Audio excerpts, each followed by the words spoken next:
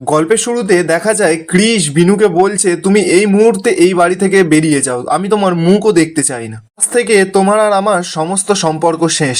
বিনু তো কথাটা শুনে কাঁদতে কাঁদতে ওপরে ছুটে চলে যায়। সকলে ক্রিসকে এসে বোঝাচ্ছে যে ক্রিস তুই যেটা করছিস সেটা ভুল করছিস। ক্রিস তো কারোর কথাই শুনছে না। রুক্মিণী এদিকে মনে মনে বলছে রুক্মিণী সেনের সঙ্গে পাঙ্গা নিলে কি হয় সেটা হাড়ে হাড়ে টের পাচ্ছ তো বিনু। এদিকে ক্রিসের কাকা দিবাকরকে বলছে বিনুকে রাস্তাতেই আজকে শেষ করে দিতে হবে। এদিকে ক্রিস বাড়ির লোকদের সকলকে বলছে তোমরা এবার সবাই চুপ করো, আমার ডিসিশনটাই শেষ ডিসিশন, আর আমি যেটা চাইবো সেটাই হবে। এরপর দেখা যায় বিনু তার নিজের জামা কাপড় নিয়ে নিচে চলে আসে।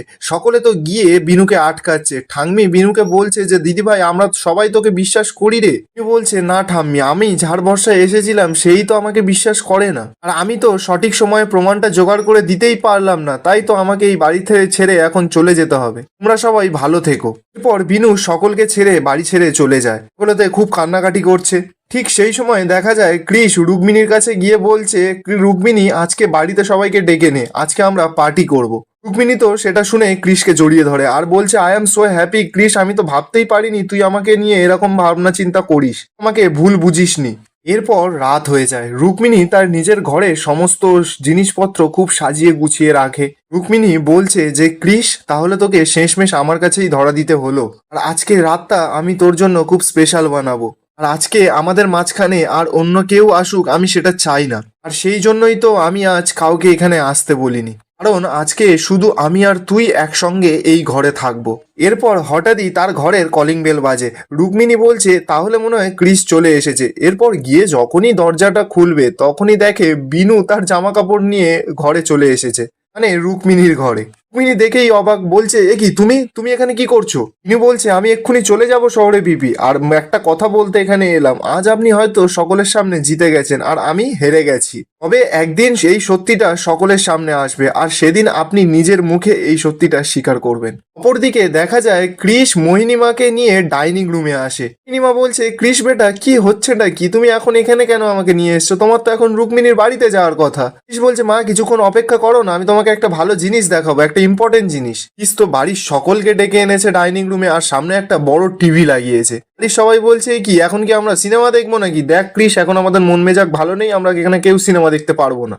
ক্রিস বলছে ঠাম্মি আমি আপনাদের এখানে সিনেমা দেখতে নিয়ে আসিনি, একটা ভালো ইম্পর্টেন্ট জিনিস দেখাতে নিয়ে এসেছি। অপরদিকে দেখা যায় রুক্মিণী বিনুকে বলছে বিনু সিরিয়াসলি তুমি এখানে এসছো আমার সঙ্গে পাঙ্গা নিতে? তোমার এখনো মনে হয় যে তুমি আমার সঙ্গে পাঙ্গা নিয়ে পারবে? বিনু তখনই কোনো কথা না বলে একটা টেবিলের ওপর তার জামা কাপড়ের টোবলাটাকে রেখে তার ভেতর থেকে সেই ক্যামেরার রেকর্ডিংটা অন করে দেয়।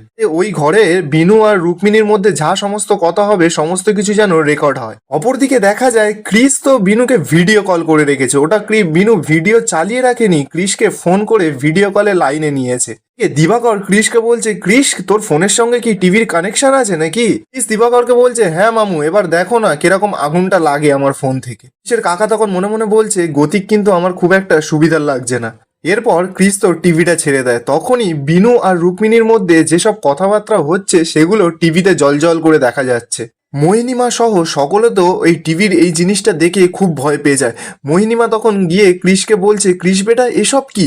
ক্রিস বলছে দেখো না মা সিনেমাটা ভালোই চলবে। মোহিনীমা তো তখন খুব চেল্লাচ্ছে আর বলছে কি শয়তান মেয়ে, দেখো আমাদের এখানে নাক কেটে তো হয়নি, এবার রুক্মিণীর বাড়িতে সোজা চলে গেছে। ক্রিস তখন সকলের কথার প্রতিবাদ করে আর বলছে মা প্লিজ, ও আমাকে বলে গেছিল যে ও রুক্মিণীর বাড়িতে যাবে। ওপরদিকে দেখা যায় রুক্মিণী বিনুকে বলছে যে তোমার না সাহস দেখে আমি অবাক হয়ে যাই, তুমি বারবার আমাকে ফাঁসাতে চাও, তুমি আসলে কি করতে চাইছো? তুমি কি ক্রিসকে পেতে চাইছো এইসব করে? আর তখনই বিনু বলছে না না, এইটা আমার সবকিছু সত্যিটা সামনে আনার জেদ। রুক্মিণী তখন রেগে গিয়ে বিনুকে বলছে just stop it Binu, Chris কোনোদিনও তোমার ছিল না, ক্রিস শুধু আমার ছিল। দিন যদি ওই গোবিন্দ বুড়োটা এসে না সব গুলিয়ে দিত তাহলে ক্রিসের সঙ্গে আমারই বিয়েটা হতো না তো বিনু। সেদিনই আমার মনে হচ্ছিল ওই বিয়ের মণ্ডপে ওই বুড়োটাকে গলা টিপে আমি শেষ করে দিই। এদিকে তো ক্রিসরা সেই ভিডিওটা টিভিতে দেখছে আর অবাক হয়ে যাচ্ছে। এদিকে বিনু রুক্মিণীকে বলছে সেই কারণে আপনি নার্সে যে আমাদের বাড়িতে গিয়েছিলেন তাই না? ওই ইঞ্জেকশনটা দিয়ে গোসাই ঠাকুরকে খুন করার জন্য। রুক্মিণী তখন বলছে বেশ করেছি, তুমি কি করবে? আরে বাবা, ওই বুড়োর তো এমনিতেই মাথা খারাপ, ওই বুড়ো তো আজ বাদে কাল এমনিতেই চিতায় উঠতো। আমি জানো তো সেদিনই ইঞ্জেকশনটা পুশ করে দিতাম, শুধুমাত্র তোমার জন্য ওই বুড়োটা বেঁচে গেল। রুক্মিণী তখন মনে মনে বলছে সৌর বিবিকে আরো রাগিয়ে দিতে হবে, ওর পেট থেকে যেন সমস্ত সত্যি কথাগুলো বেরিয়ে আসে। বিনু তখনই রুক্মিণীকে রাগানোর জন্য বলছে সে নয় বুঝলাম যে গোসাই ঠাকুরের ওপর আপনার রাগ আছে, কিন্তু আপনি তো শুধু ওই অপরাধ করেননি, অন্য আরো সব অপরাধ আপনি করেছেন। এই বলে বিনু সব কথা রুক্মিণীর পেট থেকে আস্তে আস্তে বের করতে থাকে। অপরদিকে কৃষ রুক্মিণীর সমস্ত সত্যি কথাগুলো শুনে দাঁড়িয়ে থাকতে পারছে না, আর বলছে যে রুক্মিণী এতটা নিচে নামতে পারে। এরপর দেখা যায় রুক্মিণী আরো সব সত্যি কথাগুলো আস্তে আস্তে বিনুকে বলতে থাকে। বলছে বিনু তুমি জানো কি বলছিল, ওই যে কোন মেয়েটার নাম, ওই সুকন্যা বলে মেয়েটা, তাই তো? ওকেও আমিই মেরেছি। তাহলে যে সেদিন আমার নামটা সকলের সামনে ও বলে দিত, আমি সেদিন দেখতে পেয়েছিলাম যে ওই কলেজের ক্যাম্পাসে তুমি ওর মাকে এনেছিলে আমাকে আইডেন্টিফাই করার জন্য, তো আমি একটা স্নাইপার ফিট করেছিলাম যে তোমাকে শেষ করে দেওয়ার জন্য। এদিকে ক্রিস তো সেই সব কথাগুলো শুনে আর রাগে নিজেকে কন্ট্রোল করতে পারে না, আর বলছে মা আমি এবার বেরোচ্ছি। তখনই এই মোহিনীমা ক্রিসকে বলছে ক্রিস বেটা তুমি এখন কোথায় যাচ্ছ, তুমি কোথাও যাবে না, তুমি এত বড় একটা আঘাত পেয়েছো বেটা, তুমি আমার চোখের সামনেই থাকবে, তুমি কোথাও যাবে না।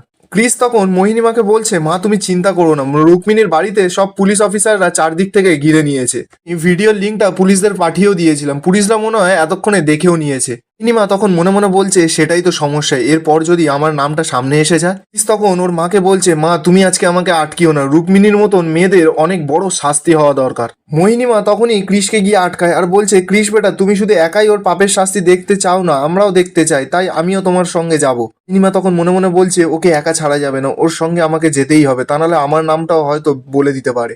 পর ক্রিস আর মোহিনীমা দুজনে মিলে চলে যায়। অপরদিকে রুক্মিণী তো এখনো বিনুকে কথা শুনিয়ে যাচ্ছে, বলছে তুমি ক্রিসের জীবন থেকে অনেক দূরে চলে যাও, তোমার যত টাকা লাগে আমি দেবো, তা না হলে কি হবে বলো তো, ওই সুকন্যার মতন নিজের প্রাণটাও হারাবে, ওই যে রাস্তাঘাটে বেরো না তুমি, তখনই যদি তোমার কিছু হয়ে যায়। তখনই তো ক্রিস সেখানে চলে আসে আর রুক্মিণীকে বলছে আর সেটা কোনোদিনও হবে না রুক্মিণী, আজকের পর থেকে তুই বিনুর কোনো ক্ষতি করতে পারবি না, কেন জানিস? কারণ আমি বিনুর সামনে ঢাল হয়ে দাঁড়িয়ে থাকবো।